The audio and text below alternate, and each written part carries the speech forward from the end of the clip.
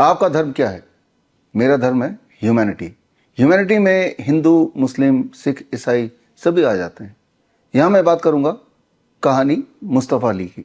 मुस्तफ़ा अली 5 साल 2 महीने का ऑटिज़म का पेशेंट। मुस्तफ़ा अली के पेरेंट्स ने अलग अलग हॉस्पिटल में जाके बहुत कोशिश की कि मुस्तफ़ा की कंडीशन थोड़ी सुधर जाए, नहीं सुधरी।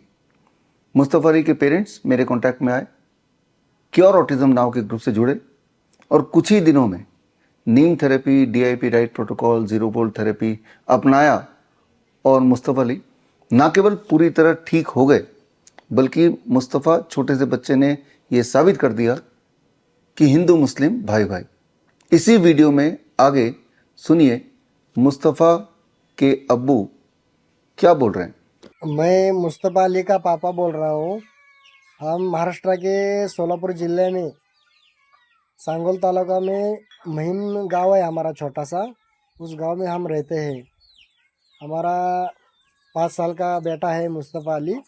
तो उसे तो छोटी बीमारी है, तो उसका इलाज के लिए हम पूरे तकरीबन 10-15 बड़े बड़े अस्पताल में हमने उसका इलाज किया, लेकिन हमको उस बीमारी का कोई ये नहीं मिल रहा था।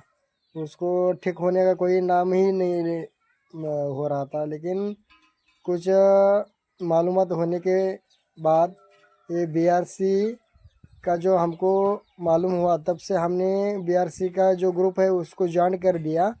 और उसमें जो उन्होंने हमको जो ट्रीटमेंट करना बोल दिया है, जो नीम थेरेपी का है, जो उसका व्यायाम है, उसका खाने का जो कुछ फ्रूट्स है उसे किस तरह खिलाना है, मतलब उसको कौन कौन से फ्रूट खिलाने हैं, उसे खाना कौन सा देना है, ये सब इसकी जानकारी उन्होंने हमको दे दी। तो उस जानकारी के ये करके हमने उसको ट्रीटमेंट देना शुरू कर दिया। उसका खेलना है, उसकी बात करने की जो तरीका है वो अलग हुआ है। और जो वो पहला खेलता था यानी कि चलता था, इधर से घूमना है, तो उसमें जो लड़खड़ाना था सो अभी पूरा बंद हो गया है। वो ठीक ढंग से चलता भी है और वो ठीक ढंग से वो खेलता भी है। और जो खाना है तो वो खुद के हाथों से खाता है। उसे रोटी हो या कुछ फ्रूट्स हो तो उसके वो खुद मांग के लेता है। जब उसको कुछ चीज़ चाहिए तो वो खुद पास आ जाता है और बोल देता है कि अबू मुझे ये दे, मुझे वो खाना है। जो उसे कुछ चीज़ की ज़रूरत पड़ेगी तो वो खुद मांगता है अभी मुँह से। पहला उसे वो कुछ समझता नहीं था, लेकिन अभी वो खुद जो उसको चीज़ चाहिए वो खुद मांग के लेता है। यानी कि उसके मम्मा के पास से भी मांग के लेता है और मेरे पास से भी, यानी कि अब्बू के पास से भी मांग के लेता है वो। और अभी वो उसमें फ़िलहाल पूरा बदलाव नज़र आ रहा है हमको। और सुबह में हम एक तो यानी कि हमारा छोटा सा गांव है, और हम तो क्या करते हैं कि उसे सुबह से जल्दी उठ जाने के बाद उसको जो कौली घास है उस घास पे से हम क्या करते हैं, उसको घुमा के लाते हैं।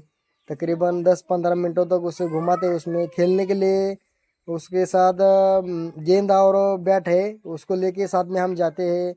10-15 मिनटों तक या आधा घंटा तक हम उसके साथ वो गेंद और बैट्स के साथ उसे हम खिलाते हैं। गेंद डालना सिखाते हैं, गेंद को किस तरह मारना है उसको सिखाते हैं। और वो अच्छी तरह से गेंद को भी हाथ में पकड़ता है, और जिस दिशा में उस गेंद को डालना है यानी कि फेंकना है उस दिशा में वो अब अच्छी अच्छी तरह से वो फेंक भी देता है।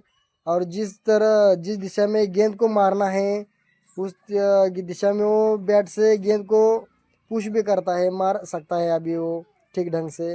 यानी कि उसको पहला वो जो गेंद थी तो एक गेंद को मारने के लिए उसको 4 या 5 बार प्रयास करना पड़ता था, लेकिन अभी वो फिलहाल एक ही बार में वो गेंद को ठीक ढंग से यानी अच्छी तरह से उसको गेंद को मार देता है वो। मतलब ये बीआरसी के जो पॉइंट्स उन्होंने दे दिए, हमको बता दिए।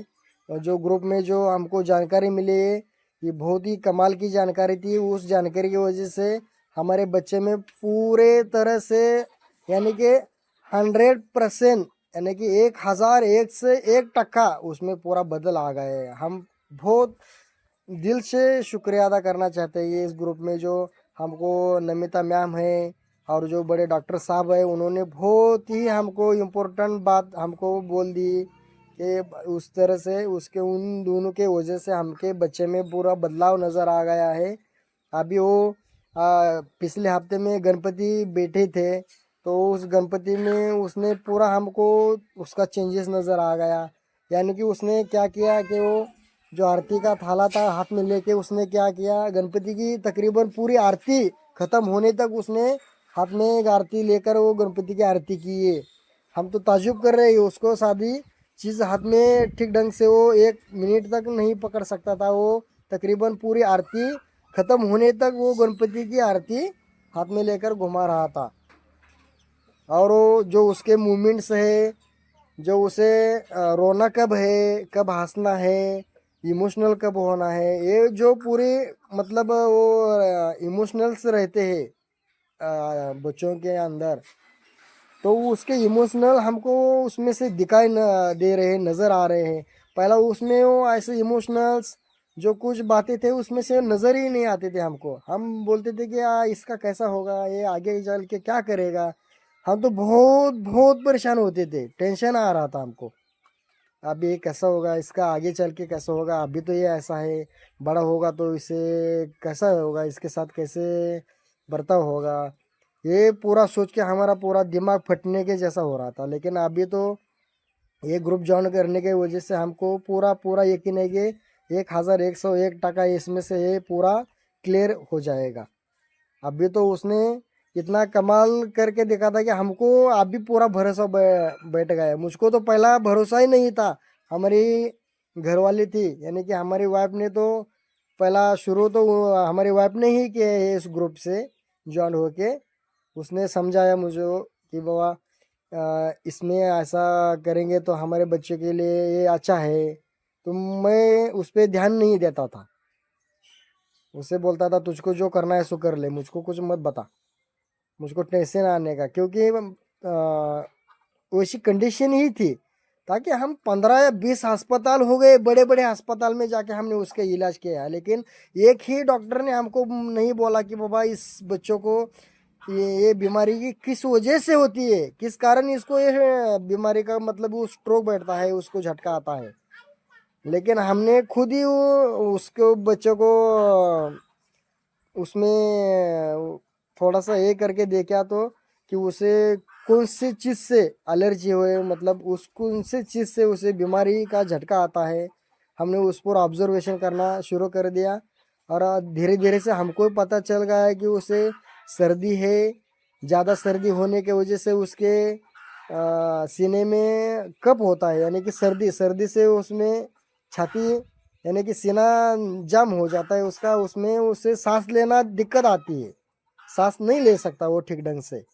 तो अच्छी तरह से सांस नहीं लेने के वजह से उसे वो फिट सा आ जाती है, यानी कि झटका आता है उसको। और वो बुरी तरह से उसे बहुत बुरी हालत होती है उसमें।